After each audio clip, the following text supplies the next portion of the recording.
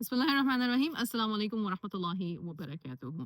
Couples coaching में usually जिस चीज़ का हम ध्यान रखते हैं वो ये है कि दोनों का कम्युनिकेशन स्टाइल क्या है, शौहर और बीवी का कम्युनिकेशन स्टाइल क्या है। एक बड़ी अच्छी किताब है द आर्ग्यूमेंट हैंगओवर, और ये कपल जो है इस नाम से ऑन इंस्टाग्राम भी जाता है, द फ्रीमेंस के नाम से। You can follow them definitely. और इनका स्टाइल जो है गॉटमैन वालों से भी बहुत मिलता जुलता है, बहुत सारी चीज़ें उनसे मिलती जुलती हैं।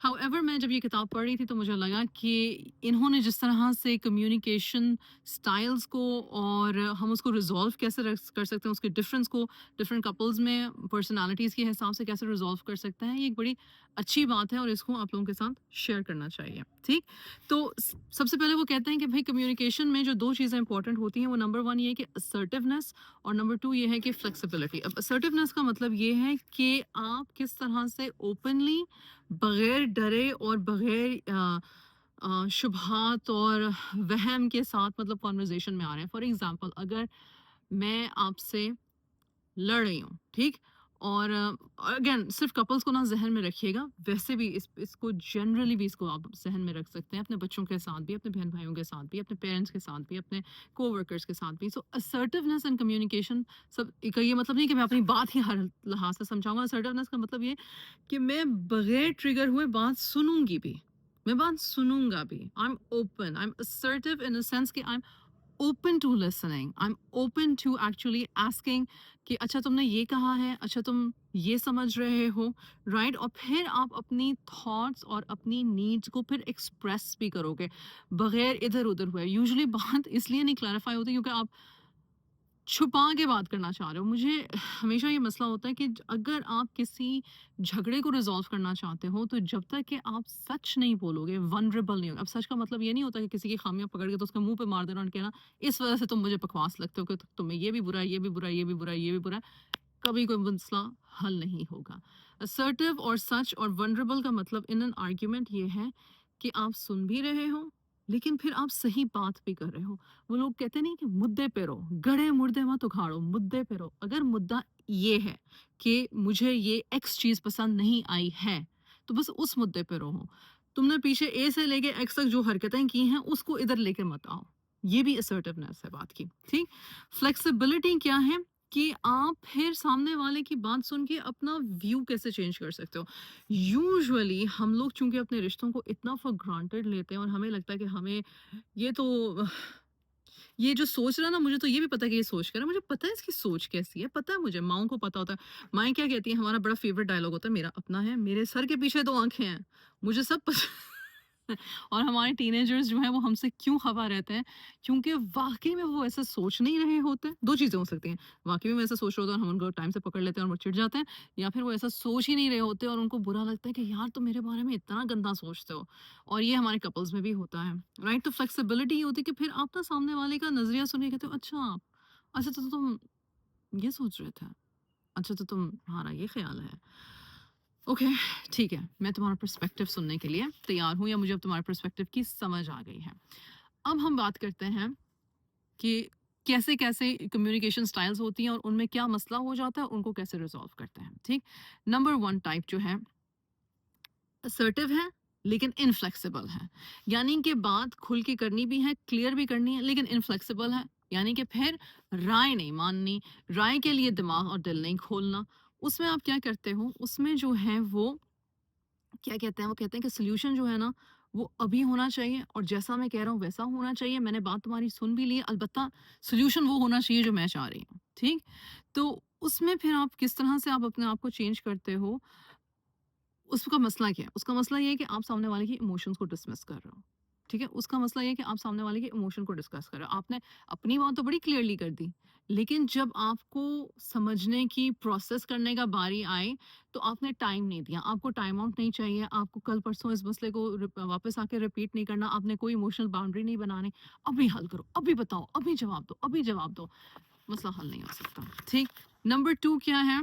असर्टिव हैं और फ्लेक्सिबल हैं।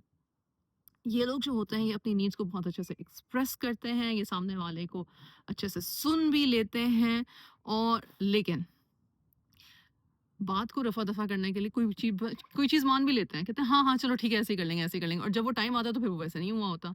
तो फिर सामने वाला कहता है यार क्या फ़ायदा, मैंने इतनी मगज़मारी की, तुमने इतनी मगज़मारी की, हमने ये प्रॉमिस किया था, हमने इस बात पे हम एग्री किया था कि हम ये करेंगे, तो फिर तुमने ये किया क्यों नहीं? उसमें मसला ये है कि हम बेसिकली जिसको कहते हैं ना अंडर द रग देना, अच्छा इस वक़्त मैं इसे काम डाउन कर लूँ, अच्छा इस वक़्त मैं इसको ना रिलैक्स कर लूँ, फिर बाद में बात की देखी जाएगी। मेजॉरिटी ऑफ द टाइम्स ये क्यों होता है, इन्होंने यहाँ पे मैंने यहाँ पे ये नोट नहीं लिखा, लेकिन बात करते हुए मुझे लगा कि बात अधूरी रह जाएगी अगर मैंने कहा ये नहीं कि क्यों ऐसा होता है। ऐसे लोग क्या बुरे होते हैं, दोगले होते हैं, झूठे होते हैं? नहीं।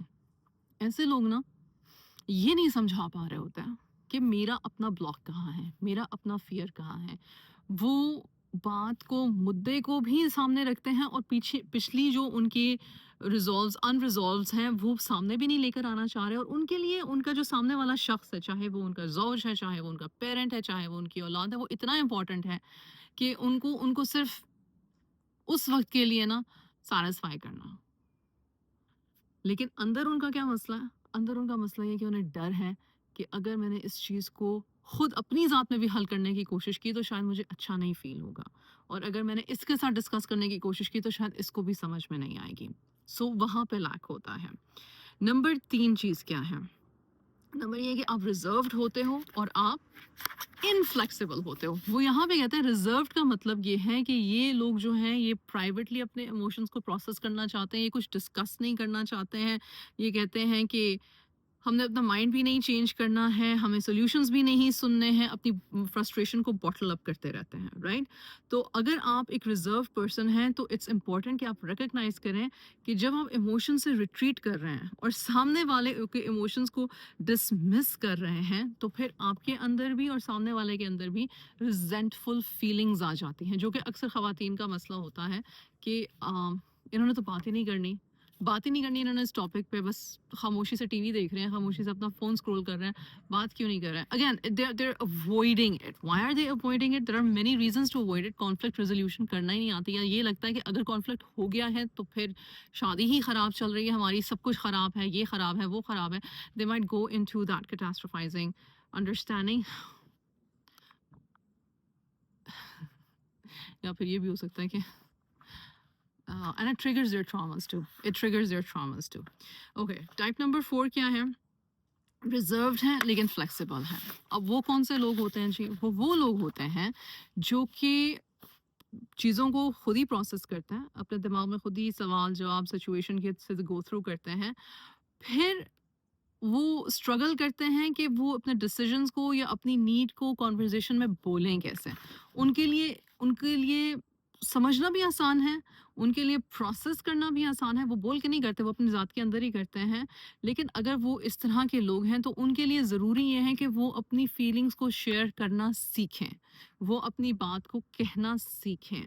अब इससे क्या होगा कि बहुत सारी मिसकम्युनिकेशन जो है ना, आप उससे बच जाओगे। आप नीयत के भी अच्छे हो, दिल के भी अच्छे हो, समझ भी रहे हो, प्रोसेस भी कर रहे हो, पॉइंट ऑफ व्यू भी समझ आ रहा है, तो फिर बात भी करो। तो समरी क्या हो गई कि ये जो हमने 4 चीज़ें सीखी हैं, अगर मैं इनको रिपीट कर दूँ, नंबर 1 क्या है? Assertive and flexible. नंबर 2 क्या है? Assertive flexible. नंबर 3 क्या है? Reserved and flexible. और नंबर 4 क्या है? Reserved flexible. In communication 4 communication styles हैं। इन चारों कम्युनिकेशन स्टाइल्स को हमने क्यों समझा इस वीडियो में? इसलिए समझा ताकि हम अपने ऊपर गौर व फ़िक्र कर सकें और देखें कि मैं कैसा हूँ। इसलिए नहीं कि ओह! हाँ, ये देखो ये ऐसा है। पहले ऐसे करते हैं, फिर बाद में, बहुत बाद में फिर देखी जाएगी कि सामने वाले के बारे में हमने क्या सोच रखनी है। लेकिन जो हम कर सकते हैं, and this is always the message, and even from the Deen point of view, Quran में भी बार-बार जब कोई चीज़ सिखा रही है तो वो इसलिए नहीं सिखाई जा रही कि आप किसी के बारे में सोचें कि हाँ, उसको ये करने की ज़रूरत है। इसलिए सिखाई जा रही है कि मैं कहाँ स्टैंड करता या करती हूँ, मुझे करने की क्या ज़रूरत है, मुझे क्या समझने की ज़रूरत है। अल्लाह सुब्हानहू व तआला हमारी हिकमत में बरकत फ़रमाए, आमीन सुम्मा आमीन, और हमें बेहतर तरह से कम्युनिकेट करने की अपने अज़वाज के साथ, अपनी औलाद के साथ, अपने वालिदैन के साथ, बहन-भाइयों के साथ, अपने इर्द-गिर्द वालों के साथ तौफ़ीक़ अता फ़रमाए। आमीन। Thank you once again. Jazakallahu khair.